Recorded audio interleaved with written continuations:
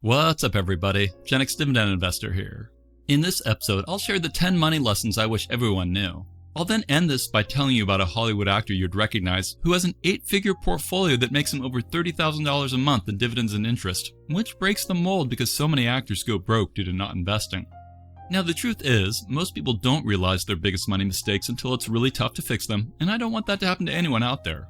So I've taken what I've learned from over 30 plus years of growing wealth and making mistakes and distilled it into this video. I say that so you know these lessons aren't just theory, they've been tested through my life. These are the same things I plan to teach my kids once they're old enough, lessons which I believe can completely change the direction of a life. And if I could go back and talk to my younger self, these are the lessons I'd make sure I understood. I'd sit myself down, share them one by one, and have my younger self repeat them back to me to make sure he really absorbed them, instead of just nodding without really understanding. They're simple, they're powerful, and if you follow them, I'm confident they can put you on the path to becoming a millionaire and achieving true financial freedom. But here's the thing, ideas don't build wealth, action does. So let's dive into the lessons that can change your future starting today. We start with number 10, money should buy freedom, not status. At the end of the day, the point of money isn't to impress strangers or buy things you don't really care about, it's to give yourself options. Like the ability to say no to a bad job, to walk away from a toxic situation, to spend more time with your family, or to work on projects that actually matter to you. It's also to give yourself the option of retiring sooner with a decent quality of life. But if you chase status, you'll always be competing and always spending, and if you chase freedom, then money becomes the tool it was always meant to be. I'm retired now, and I managed to do so in my 40s because I invested for decades, and the freedom of my time, and the ability to mostly do what I want really is as awesome as I thought it would be. Sure, I've got an old Ford Escape instead of a Lambo, but the satisfaction I get from not working is something I reflect on and appreciate almost every single day. And remember, whether it's choosing a career with staying power, investing in your skills, or building relationships that give life meaning, every smart money decision you make comes back to the same idea, protecting your freedom. Moving on, we come to number 9, educate yourself continuously. Become a lifelong learner. Keep expanding your financial literacy by watching videos, reading articles and books, joining investing and finance Discord groups, whatever works for you. Be on top of all your money coming in and going out. Stay informed about your investments and the economy. The more you know, the more confident you'll feel, and the better financial decisions you'll probably make. Invest in yourself because your skills can compound too. And your job earning power might be the best performing asset you'll ever own, so don't neglect it. Focus on enhancing your skills that increase your value at work or in your business because that can pay you for decades. Maybe learn how to communicate more clearly. Get better at negotiation, leadership, writing, analysis, sales, and whatever helps you grow. You could even create a learning budget each year for books, courses, certifications, or mentorship. From my own life, even though I'm retired now, doing social media in the investing space keeps my mind sharper. It pushes me to keep learning, and I'm still growing right along with the people who watch my content. And make sure to learn how taxes, account types, diversification, and inflation affect your money over time. You don't need to be a tax expert, but understanding things like retirement accounts, capital gains, and deductions will help you keep more of what you earn. And knowing how diversification can protect you from big losses, or how inflation eats away at cash, will make you a smarter, more resilient investor over the long haul. Next up is number 8, live below your means and avoid lifestyle creep. I mean, one of the most important things you can do is spend less than you earn. And the bigger the gap between the cash coming in and the cash going out, the better. That gap, or margin, is what gives you money to save and invest and prepare for the future. It's what helps create financial independence. Like if you make $50K and spend $49K, you're basically broke. But if you make $50 and spend $30, then you have a solid margin. And that margin is where wealth is built. It also helps keep you out of debt, because without a cushion, even small setbacks can push you behind. I have a relative who's always broke, yet she made far more than me for almost all of her career. The problem is that she constantly spends more money than she makes, so she's broke regardless of her income level. And that's not too uncommon, as many high earners live paycheck to paycheck. But if you can resist lifestyle creep, then each raise you get will grow your wealth instead of just raising your expenses. Use that money you're not spending to save and invest more, rather than upgrading your car, your house, your clothes, or whatever else. Lifestyle creep is sneaky, and it can undo even the best budgeting and investing plans if you're not careful. And that brings us to number 7, master your spending, and budgeting is key. Budgeting is the active process of tracking your money, and living within it. I strongly recommend you become intimately aware of where your money is going. I like to use spreadsheets to track things, but others prefer budgeting apps. Ultimately, you need to manage your cash flow going in and out. That can help you identify financial problems, and it'll help you make deliberate financial choices. Like I remember when I started really tracking my expenses and was really surprised how much we were spending on our cats. That doesn't mean we shied away from having pets, we just made sure we incorporated their costs into our money flow so we were aware where the dollars were going. The fact is you can't effectively live below your means or avoid lifestyle creep without the foundational skill of budgeting. And while you're budgeting, remember to build in taxes, insurance, and savings as real expenses. That way you avoid surprises and make sure your budget reflects reality. Up next is number 6, your health is part of your wealth. Your health and your money are connected more than many people realize. I mean, preventative healthcare saves money and stress because catching problems early is almost always cheaper than dealing with a crisis later. I know this from experience because I'm dealing with some health issues right now that are eating into my cash flow more than I hoped. And staying healthy day to day matters just as much. Sleep, nutrition, and exercise are not just about feeling good. They're actually part of your financial strategies because good sleep improves your decision making, proper nutrition keeps you healthy and productive, and regular exercise gives you energy and can help prevent expensive medical problems down the road. This is why health insurance should be part of your financial plan.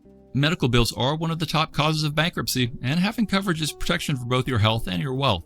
And please avoid bad habits that drain both your body and your bank account, like smoking, heavy drinking, and extreme stress all cost you money as well as your health. My mother-in-law started smoking and drinking as a teenager, and now many decades later she's paying the price. She unfortunately has cancer and never saved for retirement due to all the money she spent on booze and cigs, and now she only has Social Security. She's one of the people my wife and I have helped out financially. Anyway, another part of health and wealth is mental health. Stress, anxiety, and depression can affect decision-making and earning power just as much as physical illness can. I remember going into a state of depression when I got fired from a job once. Fortunately, my passive dividend income helped me minimize the depression I went through, as they were my only source of money flowing in. Bottom line, you gotta think long-term, as your health often determines how long you get to enjoy your wealth and how expensive your later years might become. So healthy habits today are one of the best investments you'll ever make. Moving on, we come to number 5, learn to use debt and credit wisely. Credit cards, loans, and debt in general can be dangerous. If you misuse them, you can dig a hole that can be very hard to get out of. On the other hand, when used carefully, credit can be a tool. Using credit cards responsibly helps you build a strong credit score, which can save you money on interest rates for big purchases like a house. But be careful about carrying a balance you can't pay off for high-interest debt. I mean, that's one of the biggest wealth killers out there. Now in my case, the best use of debt was real estate. With every house I bought, I got a 30-year fixed mortgage, but I made sure I bought the house for a good price. Then when I sold, I made a solid profit, and instead of blowing it on lifestyle stuff, I invested most of that profit into the stock market. I'd set aside some cash for my next house down payment, but the bulk of it went into building my long-term wealth.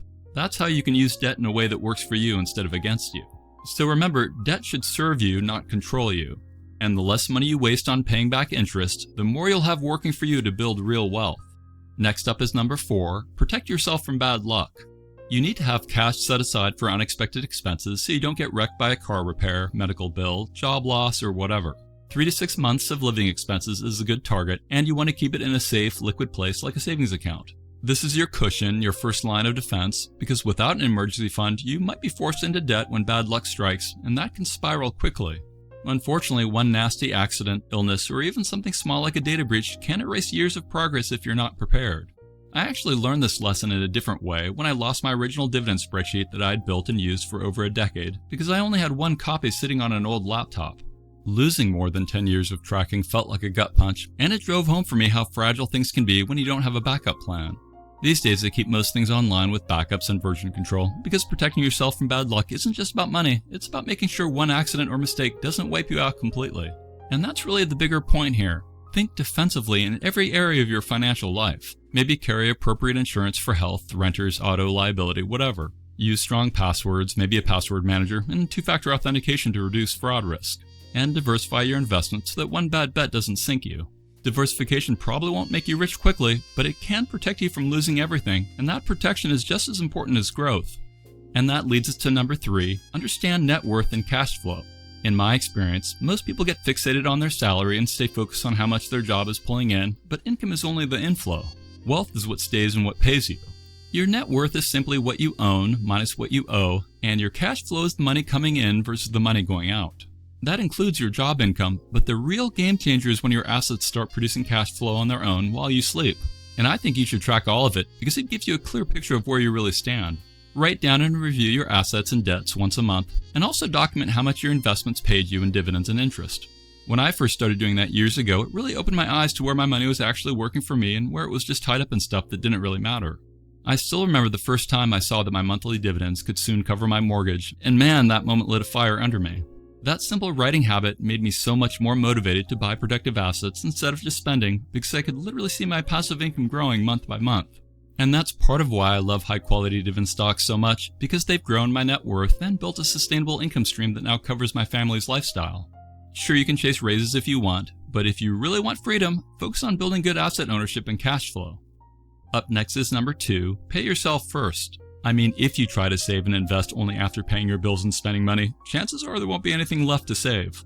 And that is the mistake many people make because they treat saving like an optional expense, something they'll get around to if there happens to be extra. The key is to flip that thinking. Make saving and investing automatic and do it first. Maybe set up automatic contributions to your retirement and brokerage accounts the same day you get paid before you pay your bills or go spending. Treat investing like a tax, like your electric bill, something that is non-negotiable and that just has to get paid, and then adjust your living expenses around that reality. This way you'll make progress automatically. Consider using tax advantage accounts like a 401k, Roth IRA, and HSA when you can, because keeping more after taxes speeds everything up. Consider turning on automatic contribution increases each year so that your saving rate grows alongside your income. One thing I did that really made a difference was turning on DRIP plans, where my dividends automatically bought more shares. This is when I really started to see compounding in action, because every dividend I got was immediately working to earn me even more in dividends the next time around. It became a snowball effect, and over time it is one of the biggest reasons my passive income grew to the point where it could cover my lifestyle. And finally, we get to number 1, start investing early because time does the heavy lifting. To me, this is the most powerful force in building wealth. The magic of compounding starts out slow, almost invisible, but over time it gathers momentum like a snowball rolling downhill. Each contribution adds a little more snow, and with patience it builds into something massive. The sooner you start, the less you need to contribute to reach the same destination. So don't wait for the perfect market or plan or whatever. Pay off high-interest debt, have your emergency fund, and then consider investing in broad market inexpensive index funds like VU, or maybe dip your toe into high-quality growth stocks, dividends or not. The real secret is starting and not quitting.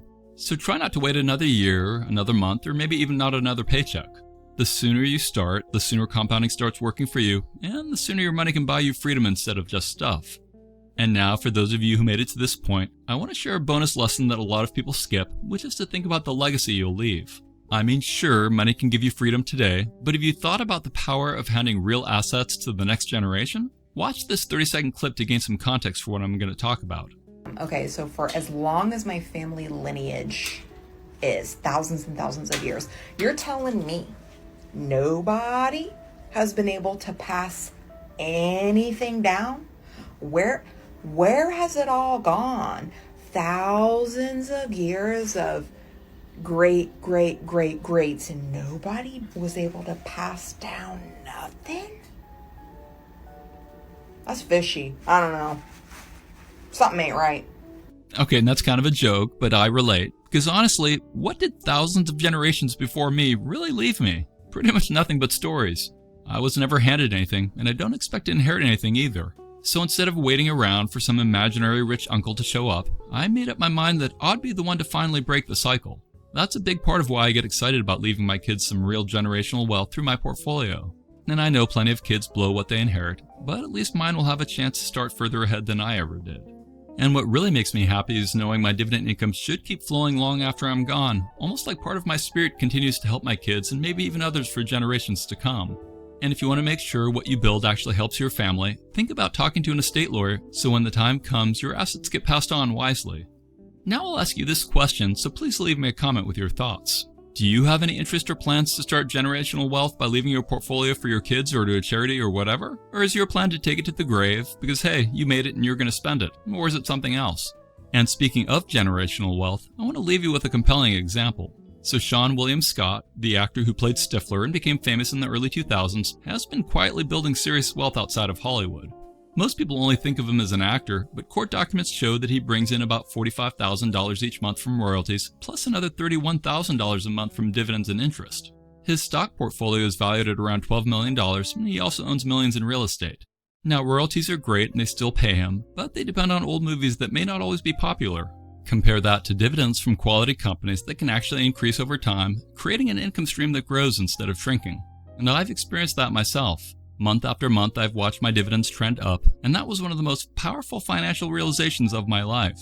It's true that a good dividend snowball can completely change your future. Real wealth is not just about freedom today, it's about ownership and cash flow that can support you for a lifetime and even provide for the generations after you. So start planting your seeds now, because your future freedom depends on it. And with that, I ask that if you appreciate me doing this video, then please show your support by hitting the thumbs up button, subscribing if you haven't yet, and click that bell notification, as all of that really helps my channel. Now I'd like to show my gratitude to subscribers who've left me really kind comments, so I'm going to shout out 10 who've done just that. So thank yous go out to Michael Smith 3605, Real Lee 13, Maureen O. Gorman 8740, Nort Torres, Investing with Adam K, Turbo Dango, Mark Bramble 824, Pavel Investor, Tom Party Ka, and then multiple from NerpDude 12. Thanks folks, I really appreciate it. Finally, I'll close this off by recommending that everyone join my free Dividend Discord chat server, which has over 11,000 Dividend investors on it from 86 countries around the world. Thanks for watching, stay positive, and I'll talk to you again real soon. Remember, I'm not a financial advisor, and my videos are for entertainment and inspirational purposes only. Investing of any kind involves risk. I'm only sharing my opinions with no guarantee of gains or losses on investments.